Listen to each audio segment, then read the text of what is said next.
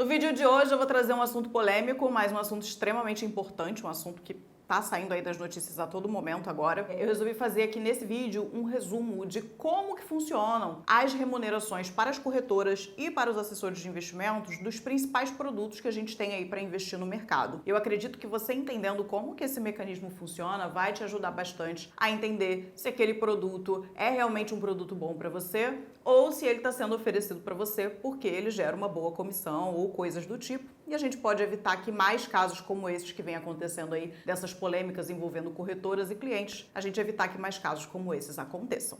Oi, eu sou a Ellen e seja muito bem-vindo ou bem-vinda a esse canal que te ajuda a transformar dinheiro em mais dinheiro. Vamos conversar sobre esse assunto que tá aí pipocando, né? Essa questão aí das assessorias de investimentos, que infelizmente estão aparecendo notícias aí com relações complicadas, né? Entre corretoras e seus clientes, entre assessores e seus clientes, algumas vezes causando prejuízos milionários aí para alguns investidores. E a ideia desse vídeo é trazer um pouco mais de transparência para essa quase que caixa preta, né? Quando a gente investe ali, parece que a gente não tá pagando nada, mas a gente sempre tá pagando alguma coisa, porque ninguém trabalha de graça, né? Existem algumas exceções em que de fato a gente não tá pagando nada, mas na maioria das vezes existem ali taxas e comissões escondidas e eu espero que com a evolução do mercado aí, isso fique cada vez mais transparente. Então a ideia desse vídeo é que vocês entendam como que funciona a remuneração para cada tipo de produto. Vou trazer aqui por alto alguns valores para que vocês tenham essa noção. E eu quero deixar aqui bem claro e muito importante mesmo que vocês entendam isso, que não tem absolutamente nada de errado no fato de as corretoras e os assessores de investimentos serem remunerados pelos produtos que eles oferecem. Afinal, é daí que vem o dinheiro deles.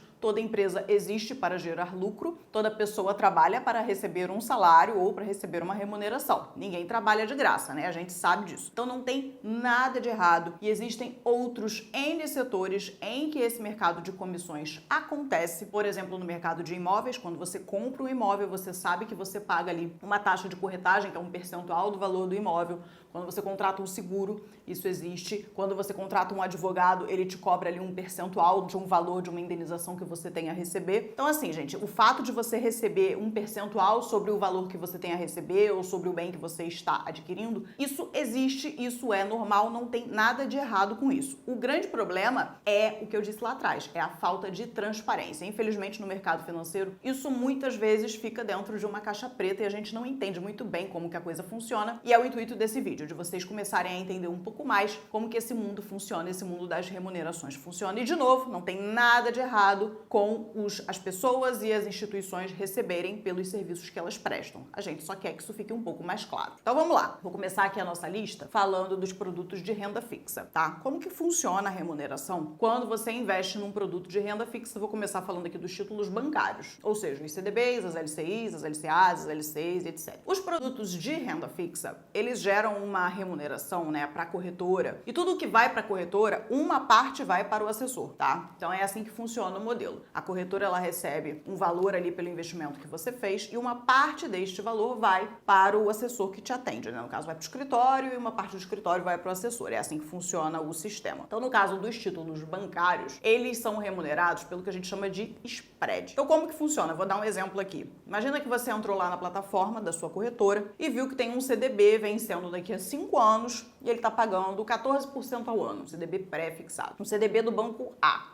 tá? O banco A tá lá com o CDB e ele está pagando 14% ao ano. Então, na verdade, quando este CDB foi emitido pelo banco A, ele não foi emitido a 14%. Ele talvez tenha sido emitido a 15%, a uma taxa um pouquinho maior. E aí, essa diferença é o que vai para remunerar a corretora e, consequentemente, o assessor que te atende, que é o que a gente chama de spread. Tá? Então, quando você compra um CDB lá, que você viu a taxa de 14, você de fato vai receber os 14. Mas é que, na verdade, ele não foi emitido a 14, ele foi emitido a 15, esse 1% fica lá para a instituição e você recebe os 14. Então, você não paga nenhuma taxa diretamente. Essa taxa, ela é paga quando você entra. Por esse desconto de rentabilidade, que você poderia ter uma rentabilidade maior, né? Você poderia ter ali os 15, mas você vai receber 14, porque esse 1% é o que remunera a instituição. E aí, essa taxa, ela é paga do jeito que a gente chama de na cabeça. Então, quando a corretora ou o assessor, né? Quando você faz um investimento desses, né? Num CDB de 5 anos, o assessor e a corretora, eles recebem esse spread, né? Essa taxa ali dos 1%, digamos, na cabeça. Ele recebe tudo de uma vez. Então ele recebe quando você entra, e se você ficar 5 anos naquele CDB, né, se for um CDB de 5 anos, você não recebe, o assessor não recebe mais nada, tá? Nem a corretora recebe mais nada. Então, sempre que a gente recebe na entrada, é o que a gente chama de comissão na cabeça. E é assim que funciona para os títulos de renda fixa. E no caso dos títulos de renda fixa, quanto maior o prazo de um título, maior é esta comissão na cabeça. Então, para vocês terem uma noção aí de números, se a gente pega ali títulos com vencimento de 3 meses, 6 meses, é um spread bem pequenininho, tá? É coisa ali de 0,08% em cima do valor investido. Vou chutar valores aqui, tá, gente? Eu não me lembro exatamente de cabeça, porque já tem um tempo que eu saí, eu não guardei esses valores assim, né, propositalmente, mas eu tenho uma leve lembrança de como que funciona. Então, deve girar em torno de 0,08, 0,07 quando a gente trabalha ali com títulos mais curtinhos. Quando a gente vai para títulos de um ano, deve estar rolando aí na casa dos 0,18, 0,16% do valor que você investiu. Quando a gente vai para títulos de 5, 6 anos, por exemplo, isso já pode chegar aí 1%, 0,9% do valor que você investiu. Tá? Então é assim que funciona. Então, por exemplo, uma pessoa que investiu 100 mil reais em um CDB de 5 anos, se esse CDB gerar de comissão ali 0,9%, a corretora ou o assessor vão levar ali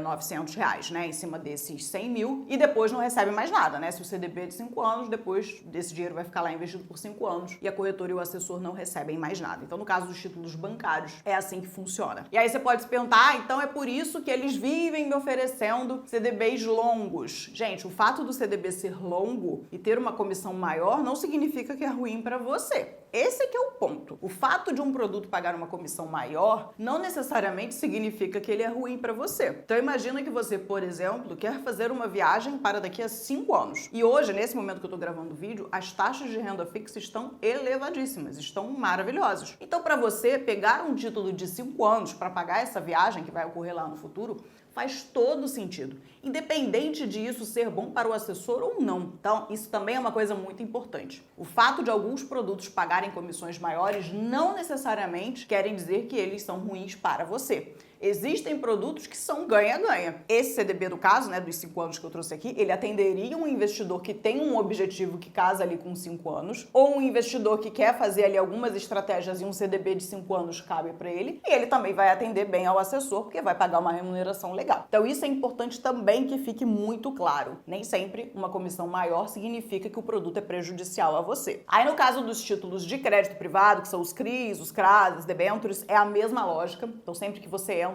existe uma taxa ali que você não enxerga, né, mas é a taxa que a gente chama na cabeça. E aí, no caso dos CRIs, dos CRAs e das debêntures, vocês já devem ter ouvido algumas vezes aquela ideia de, vamos entrar para fazer marcação a mercado. E não é que fazer marcação a mercado seja errado, já fiz até um vídeo aqui sobre isso, né, falando do Tesouro IPCA, não é isso. Se fizer sentido para a sua estratégia, beleza, tudo bem, você pode fazer. Mas fato é que a marcação a mercado é um movimento que faz com que mais comissões sejam geradas. Porque você pensa comigo, imagina que você entrou num CRA de 8 anos, de uma empresa X. Aí você entrou, bom, a corretora e o assessor vão receber lá a taxa na cabeça por esse título de 8 anos e depois nos 8 anos eles não vão receber mais nada. Mas se você fizer uma marcação a mercado daqui 2 anos, você vai sair deste título, que era de 8, e você vai ter que botar esse dinheiro em outra coisa. E aí quando você renova, né, para um novo investimento, é uma oportunidade de gerar mais uma remuneração. E de novo, não estou dizendo que é errado fazer isso. Eu só estou querendo que vocês entendam como que o mecanismo funciona. Então, para você entender, se você quer fazer marcação a mercado, você está de acordo com isso, beleza. Agora, se você, na sua cabeça, acredita que era melhor levar o título até o vencimento e do outro lado tem alguém te pressionando para fazer marcação a mercado, aí é aquela hora de você entender, bom, talvez tenha um conflito de interesse por trás aqui para fazer eu girar mais a minha carteira e isso gerar mais remuneração, tá? Então é assim que funciona no caso dos títulos de crédito privado. Nos bancários isso não acontece muito, né? Porque quando a gente sai antecipadamente tem alguns descontos ali e tudo mais, mas no caso de crédito privado isso é mais comum, então por isso que eu fiz essa separação aqui. E aí agora vamos falar do Tesouro Direto, né? Esse é um questionamento que eu recebo várias vezes quando eu vou fazer reuniões com vocês lá para consultoria. Vários clientes chegam reclamando assim, meu assessor nunca me oferece título do Tesouro. Por quê? O título do Tesouro é ruim? Não, e aqui eu vou ser bem clara com vocês, tá? O Tesouro Direto, na maioria das plataformas, na maioria das corretoras, ele não gera remuneração nenhuma para a corretora e para o assessor. Então, muitas vezes, esse é o motivo de não haver um incentivo para que esse tipo de produto seja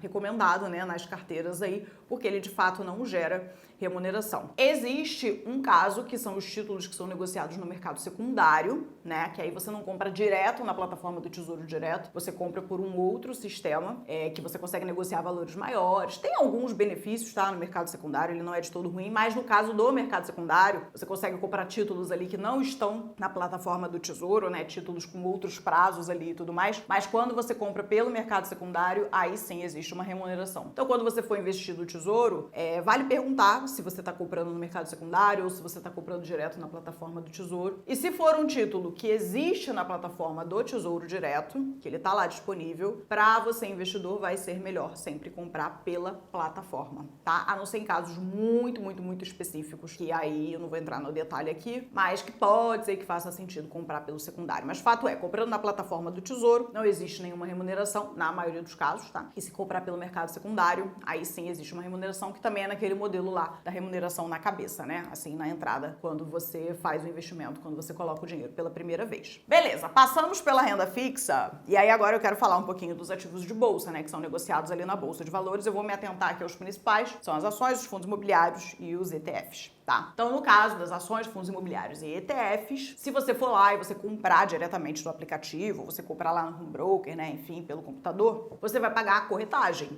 que na maioria dos casos hoje, na maioria das corretoras, é um valor fixo. Então, você vai pagar ali R$5 por operação, R$10 por operação.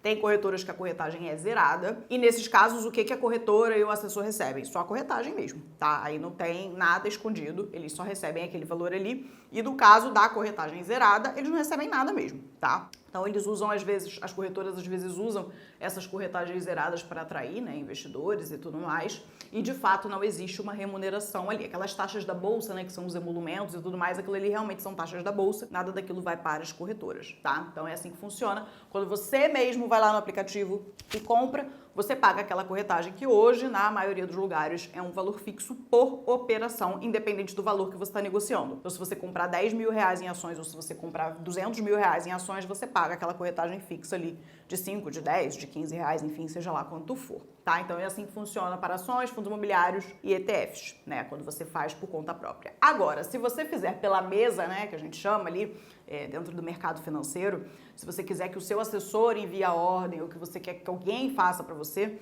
aí geralmente a corretagem é um percentual do valor que você está investindo, tá? Geralmente gira em torno ali dos 0,5%. Então, se você estiver investindo R$10.000, vai ser 0,5% de R$10.000. Se você estiver investindo R$200.000, é 0,5% de R$200.000. E aí o valor vai subindo, né? O valor que você paga, de fato, ele vai subindo, que é um percentual do valor que você está investindo. Então, se você está investindo um valor maior, você vai pagar um valor maior no final das contas, mesmo sendo o mesmo percentual, né?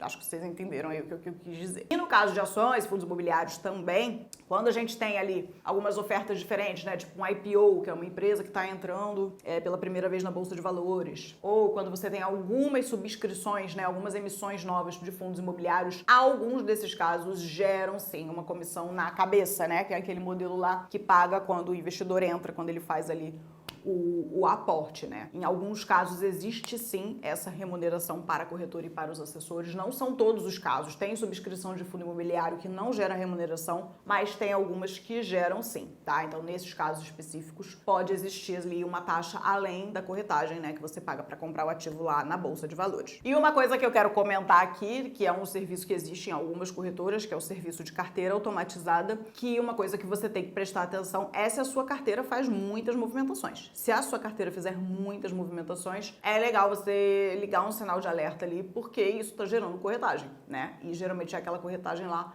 com um percentual sobre o valor investido. Então é bom você ficar aí percebendo se esse serviço de carteira automatizada de fato está entregando um resultado coerente, se ele está sendo benéfico para você ou se está sendo só uma coisa aí para te dar mais custo e não muito resultado quando a gente fala de bolsa de valores nesse serviço, que é um serviço que conceitualmente ele é muito interessante, mas que algumas vezes a execução pega por conta dessa questão de gerar muito a carteira e disso gerar muito custo para o investidor. Então fica aí o alerta para esse tipo de produto. Não estou dizendo que é ruim, eu só estou dizendo que é uma coisa que a gente tem que ficar atento para ver se o retorno que está sendo adquirido compensa o custo que a gente está tendo com essas movimentações. E aí, falando ainda dos fundos imobiliários, surgiu há um tempo aí no mercado os tais dos fundos setipados. Eu não sei se vocês já ouviram falar, se alguém já ofereceu algo do tipo para vocês, que são fundos que eles não são negociados na Bolsa de Valores, né? Eles são negociados no mercado de balcão, que a gente chama, que é um mercado um pouquinho diferente, né? Você não tem ali a marcação do preço do ativo em tempo real, de acordo com a demanda e a oferta ali do mercado. Mas no caso dos fundos setipados, você tem uma taxa que você paga quando você compra e você tem também uma taxa que você paga quando você vende, uma corretagem, tá? E eu não me lembro muito bem, pode ser que esse valor já tenha baixado, mas se eu não me engano, quando eu ainda estava ali dentro do mercado financeiro, essa taxa gerava dentro dos 2% do valor que você está investindo. Então, quando você entra num fundo setipado desses, você paga ali 2% de taxa do valor que você está investindo. E quando você quiser vender, também existe esse pagamento dessa taxa. Então, isso é uma coisa que é importante que fique claro, porque, por exemplo, se você entra num fundo setipado e fica 3 meses, meu Deus, você vai pagar 2% para entrar, 2% para sair, não há retorno que pague isso tudo, né? Então, esse tipo de coisa é importante que você entenda os detalhes de como funciona para você não ficar aí entrando em furada e gastando seu dinheiro só com taxas e etc. E aí, ainda nesse assunto de investimentos de bolsa de valores, eu quero falar também dos investimentos no exterior. Que aqui também tem alguns detalhes importantes que muitas vezes a gente deixa passar, né? Então, se você quiser comprar suas ações, né, os seus stocks, os seus REITs e os seus ETFs na bolsa lá fora, né, principalmente na bolsa americana, que é a bolsa que a gente tem mais acesso, você vai pagar a corretagem, né, que geralmente é o mesmo modelo de valor fixo por operação, então você paga ali $1, né, 50 centavos de dólar, enfim, por cada compra ou cada venda que você faz. Mas tem um outro custo aí que muitas vezes a gente não se liga. Pode encarecer bastante essa operação, que é o custo de você enviar o dinheiro para o exterior, que é o custo de você converter os seus reais para dólar. Então, quando você faz essa operação, digamos que, né, que você vai fazer a operação ali com o dólar a 5,60, né, que o dólar comercial hoje está a 5,60, você não vai converter o seu dinheiro a 5,60, você vai converter a uma taxa pior do que essa. E essa diferença, né, entre o dólar comercial e o dólar que você de fato vai usar na conversão do seu dinheiro, né, que a instituição vai usar na conversão do seu dinheiro, essa taxa também é o que a gente chama de spread, tá? E esse spread, ele pode girar entre 0,5% e 2%, em alguns casos pode chegar até 0,3%, tá? Dependendo do volume de dinheiro que você está enviando e do acordo que você tem aí com a sua assessoria, enfim. Mas é um custo que muitas vezes a gente esquece de botar na ponta do lápis. E aí cai naquele mesmo problema do fundo setipado, né?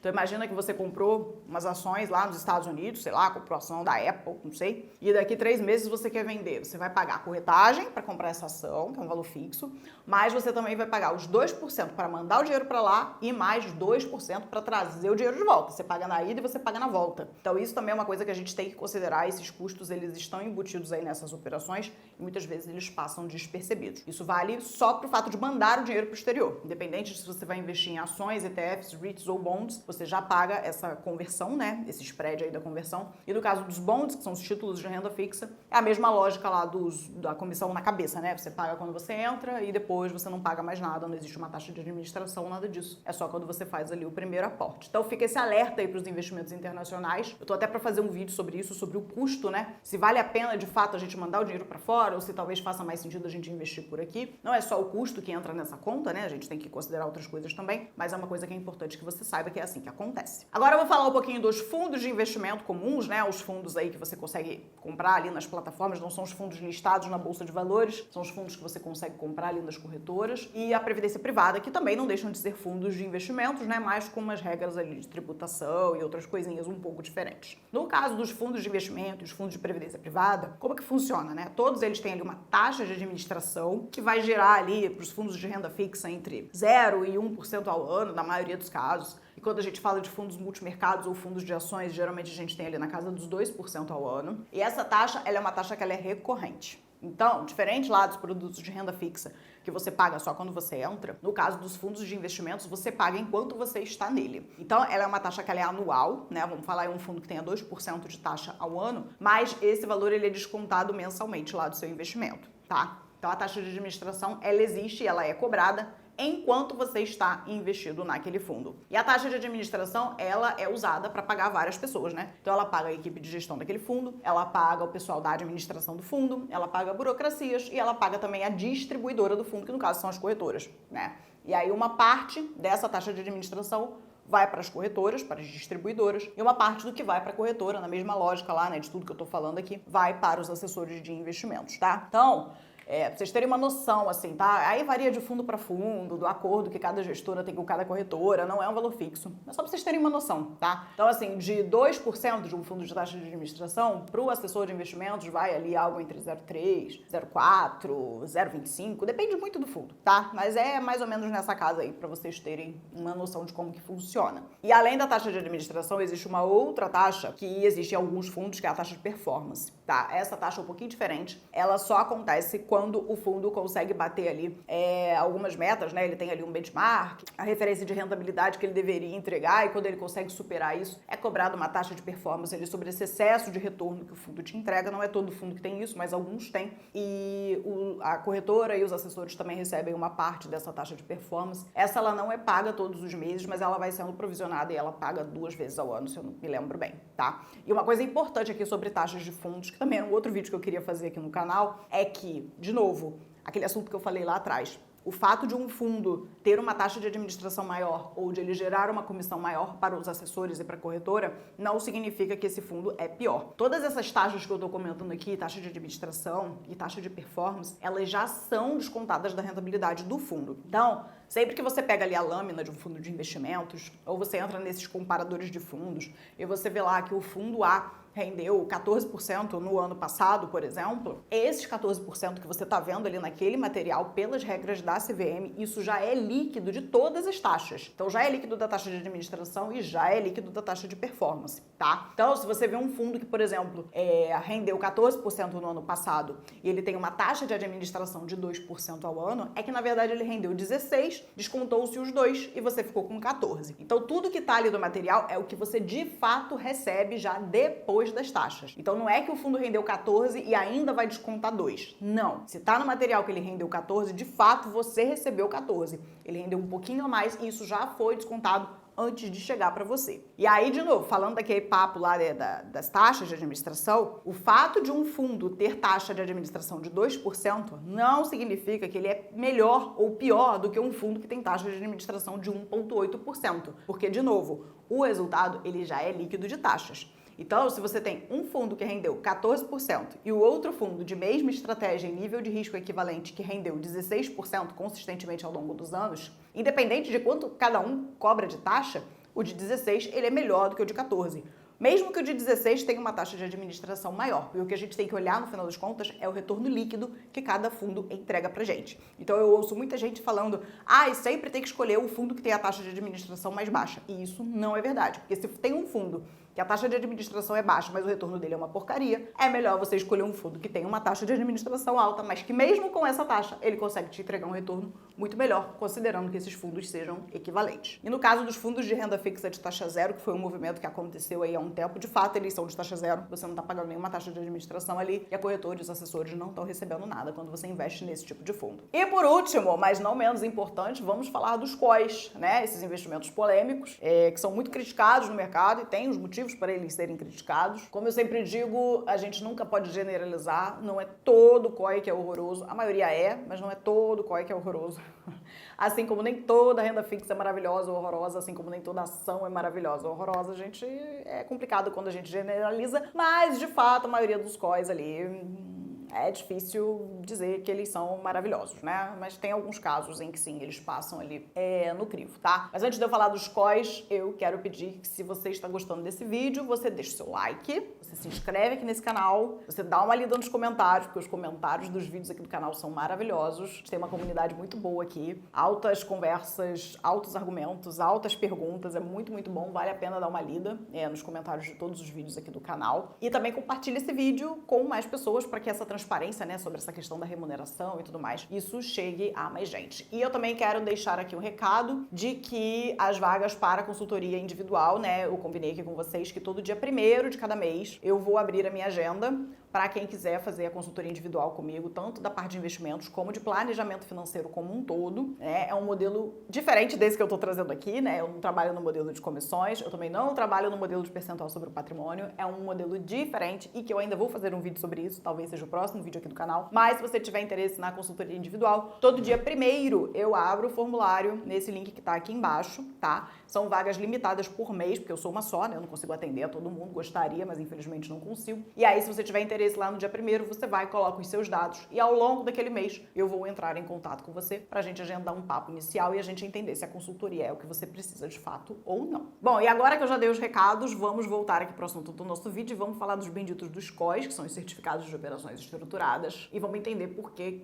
enfim, né, eles são aí sempre o produto talvez mais criticado do mercado financeiro. Então lembra quando eu falei lá da renda fixa, quando você investe num CDB de 5 anos, por exemplo, a remuneração que vai ser gerada ali pro assessor vai ficar em torno de 1%. Tá? Do valor que você está investindo. Quando a gente pega COIs, essas remunerações são de fato mais expressivas. Então, se a gente estiver pensando ali num COI na casa de 3 anos de vencimento, se eu me lembro bem, a comissão de um COI desses é em torno de 2% do valor que você está investindo, tá? Mais ou menos por aí. E se você pegar um COI ali de 5 anos ou talvez um pouquinho mais, essa comissão já sobe para algo perto ali de 4% do valor que você está investindo. Então, se você investe, por exemplo, R$100 mil num COI de 5 anos, grandes chances de o seu assessor receber algo perto de 4% desse valor, ou seja, R$4 mil, por você estar entrando nesse produto. E lá no CDB ele receberia algo perto de R$1.000, de R$900 para um produto de mesmo prazo, né? Então, de fato, o COI, ele costuma oferecer uma remuneração bem mais atrativa do que os outros produtos. E, infelizmente, a gente vê, às vezes, eles sendo usados de maneira irresponsável por causa disso, né? De novo, não estou dizendo que todo COI é ruim, alguns de fato são a maioria, tá? Mas tem alguns que às vezes fazem sentido sim na carteira de algum investidor. Eu posso comentar sobre isso também em algum vídeo aqui do canal. E por último, mas não menos importante, pra gente fechar aqui esse vídeo, vou falar dos impostos, né? Que estão aí em todos os investimentos, basicamente, só os investimentos isentos que não tem.